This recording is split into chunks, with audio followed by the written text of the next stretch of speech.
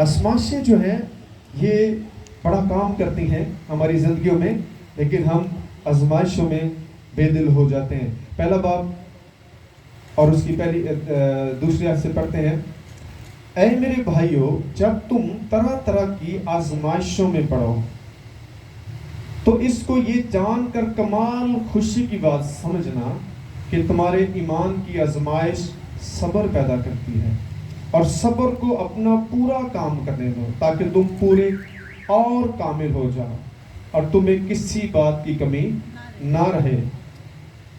آمین۔ تو ان آیات پر ہم غور کرتے ہیں۔ پہلی بات کیا ہے؟ اے میرے بھائیو جب تم طرح طرح کی آزمائشوں میں، آزمائشیں بہت قسم کی ہو سکتی ہیں، وہ فائنینشلی آپ کی پرابلم ہو سکتی ہے، آزمائش آ سکتی ہے، وہ فزیکلی ہو سکتی ہے، آپ پر بیماری کا اٹیک ہو سکتا ہے، وہ ہزار ثانی کا بھی آزمائش آ سکتی ہے۔ کیوں آئی ہے؟ کہ وہ آپ کے ایمان کا ٹیسٹ ہونا ہے کہ آپ کتنے مضبوط ہیں۔ اگر ٹیسٹ نہیں ہوگا تو آپ کسی وقت بھی بکھر سکتے ہیں۔ ٹیسٹ کیا کرتا ہے؟ آپ کو مضبوط کرتا ہے، آپ کو نیکسٹ پلیس پر لے کر جانا چاہتا ہے، نیکسٹ کلاس میں لے کر جانا چاہتا ہے۔ تو اس لیے خدا کا بندہ کہتا ہے جب تم طرح طرح کی آزمائشوں میں، غور کریں اس بات پر، طرح طرح کی، میری اور ہو سکتی ہیں، آپ کی اور ہو سکتی ہیں، لیکن ہمیں بائبل کیا کہتی ہے کہ یہ کیا کرتی ہے؟ آزمائشیں آپ کے لیے کرتی ہیں۔ جب تم طرح طرح کی آزمائشوں میں پڑھو تو اس کو یہ جان کر کمال خوشی کی بات سمجھنا۔ آمین۔ کیا کرنا؟ کمال، یعنی انتہائی نہیں خوشی کی ہونی چاہیے۔ آپ خوش ہو سکتے ہیں، آپ خدا کے نام کو جلال دے سکتے ہیں کہ مجھے یسوع کے نام سے ان آزمائشوں میں سے گزرنا پڑ رہا ہے۔ آپ دیکھیں دانیل پر کتنی بڑی آزمائش آئی ہے، یہ اس کا ٹیسٹ تھا، اس کے فیتھ کا ٹیسٹ تھا، وہ کتنا سٹرونگ ہے۔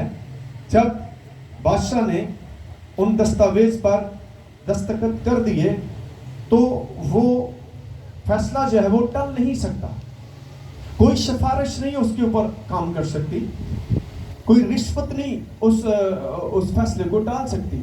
یہ دانیل بھی جانتا تھا، لیکن دانیل بھاگا نہیں، وہ چھپ سکتا تھا۔ کیوں نہیں وہ بھاگا؟ کیوں نہیں وہ چھپا؟ کیونکہ وہ خدا کو جانتا ہے، کیونکہ جو وہ کر رہا تھا اس کو خدا جانتا ہے۔ وہ آزمائش کیا تھی؟ آپ دیکھیں کہ اس کو وہ جو خوراک تھی وہ کھانی پڑی، وہ ناپاک خوراک تھی، لیکن اس نے کہا میں یہ خوراک نہیں کھاؤں گا، اور اس کی سزا اس کو کتنی بڑی دی جا رہی تھی کہ اس کو شیروں کے مان میں کیا کہتے ہیں؟ پھینک دیا جائے۔ لیکن وہ بڑی خوشی کے ساتھ وہ ایگری ہو گیا کہ پھینک دے مجھے، کیونکہ اس نے اس آزمائش میں کیا تھا؟ کس کو پتا؟ وہ اپنی کوٹری میں گیا اور بند کیا دروازہ اور وہاں دعا کرنے لگا۔ آمین۔ دعا کی اور اس نے شکر گزاری کی۔ دعا کیا کرتی ہے؟ آپ کو خدا کی حضوری دلاتی ہے، آپ کو خدا کی قوت ملتی ہے، آپ کو دلیری ملتی ہے، پھر ڈر نکل جاتا ہے۔ جو دعا نہیں کرتے وہ ڈرپوک ہو جاتے ہیں۔ آمین۔ کیونکہ دعا آپ کو پاورفل بناتی ہے۔ تو پھر ہم دیکھتے ہیں اس آزمائش میں سے گزرنے کے لیے وہ تیار ہو گیا۔ کس نے تیار کیا؟ اس کو خدا کی حضوری نے تیار کیا۔ خدا نے اس کو یقین دہانی کی کہ میں تیرے ساتھ ہوں، تجھے ڈرنے کی ضرورت نہیں ہے۔ تو شیر جو بھوکے تھے اور اس میں اس کو پھینک دیا گیا اور اوپر سے ایک بڑا پتھر بھی رکھ دیا گیا تاکہ یہ بھاگ نہ سکے۔ تو خدا نے اپنے فرشتوں کے وسیلہ سے شیروں کے منہ جو ہے وہ بند کر دیے۔ وہ شیر جو وہ دانیل کے ساتھ محبت کر رہے ہیں۔ آمین۔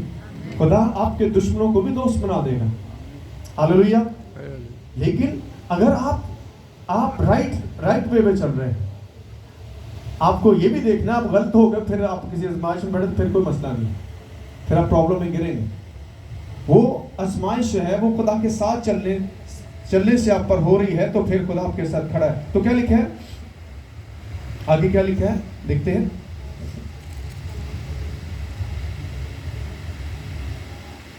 خوشی کی بات سمجھنا کہ تمہارے ایمان کی آزمائش صبر پیدا کرتی ہے۔ آمین۔ کیا کرتی ہے؟ صبر پیدا کرتی ہے. اور صبر کو اپنا پورا کام کرنے دو تاکہ تم پورے اور کامل ہو جاؤ. آمین. پورے اور کامل ہو جاؤ، کیونکہ خدا جانتا ہے کس چیز کی ہمیں کمی ہے. ہم شاید اپنی زبانی کہتے ہیں میں بڑا اسٹرانگ فیتھفل ہوں، لیکن جب مصیبت آتی ہے بھاگ جاتے ہیں. خدا کو پتہ ہے ابھی. اس لیے چھوٹی چھوٹی آزمائشیں آتی ہیں. اور کرنتھیوں خط میں کیا لکھا ہے؟ تم کبھی کسی ایسی آزمائش میں نہیں پڑے جو تمہاری برداشت سے باہر ہے، بلکہ خدا اس میں سے نکلنے کے لیے راہ بھی تیار کرتا ہے. آمین. تو میرے عزیزو، ہمیں خدا کی شکر گزاری کرنی ہے کہ خدا ہمارے ساتھ ہے. سارے بولے خدا میرے ساتھ ہے. دکھ کتنا بڑا ہو، مصیبت کتنی بھی بڑی ہو، آپ کو گھبرانے کی ضرورت نہیں ہے. آپ کو بس یہ کہنا ہے خدا میرے ساتھ ہے، اور تم میں کسی بات کی کمی نہ رہے. یہ ہمارے اندر کمیوں کو نکال دیتی ہے. مصیبتیں، پریشانیاں، دکھ، بیماریاں، یہ ہمیں خدا کے نزدیک لے کر آتی ہے. یہ ہمارے دعا کے ٹائم کو جو ہے وہ اس کو بڑھا دیتی ہیں، ہماری بائبل اسٹڈی کو بڑھا دیتی ہیں، ہماری رفاقت کو بڑھا دیتی ہے. اگر یہ سب کچھ نہ ہو تو میں اس بات کے لیے یقین رکھتا ہوں کوئی خدا کے پاس نہ ہے. کوئی ریکویسٹ نہ کرے، میرے لیے پریئر کریں، کیونکہ ہمیں سارا دن ان چیزوں کا فیس کرنا پڑتا ہے. لوگ تب دعا کرواتے ہیں جب وہ مصیبت سے نکل جاتے ہیں، پھر وہ رویہ ان کا وہی رہتا ہے. تو یہ ایک اچھی بات نہیں ہے. آپ کو مستقل مزاج ہو کر خدا کے ساتھ چلنا ہے. آپ کو نہ دائیں مڑنا ہے نہ بائیں مڑنا ہے. آپ کو ایک رائٹ وے دیا گیا ہے. وہ رائٹ وے کیا ہے؟ وہ خدا کا کلام ہے. آپ کا دھیان دن اور رات کس پر لگانا چاہیے؟ یعنی خدا کے کلام پر لگانا چاہیے. آپ کا فوکس خدا کا کلام ہوگا تو آپ سے بڑا کوئی دلیر نہیں ہے.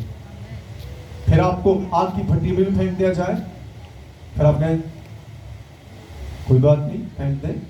کیونکہ آپ کو یہ یقین دہانی کروا دی گئی ہے کہ جو آپ کے ساتھ چلتا ہے وہ ہر چیز پر غالب ہے. آپ دیکھیں، جب قوم بنی اسرائیل جو ہے، آگے سمندر ہے، پیچھے فرعون کی فوجیں ہیں، تو بیچ میں وہ کھڑے ہیں. وہ پریشان ہو گئے، گھبرا گئے، اور موسیٰ سے وہ کہتے ہیں کہ ہمیں یہاں مرنے کے لیے لے کر آئے. تو خدا نے کیا کہا؟ موسیٰ کو کہا، اپنی چھڑی کو کہا، وہ سمندر جو ہے وہ کیا ہو گیا؟ دو حصے ہو گیا. او یس ہاللویہ. آپ جس خدا کے ساتھ چلتے ہیں وہ پانی کو دو حصے کر دیتا ہے. تو پھر ڈرنے کی ضرورت نہیں ہے. آپ کے پاس جو کچھ ہے وہ کسی اور کے پاس نہیں ہے. آپ کے پاس مسیح ہے جو ہر چیز پر غالب ہے، جو آسمان اور زمین کا اختیار رکھنے والا ہے. جسٹ آپ کو دعا کرنی ہے.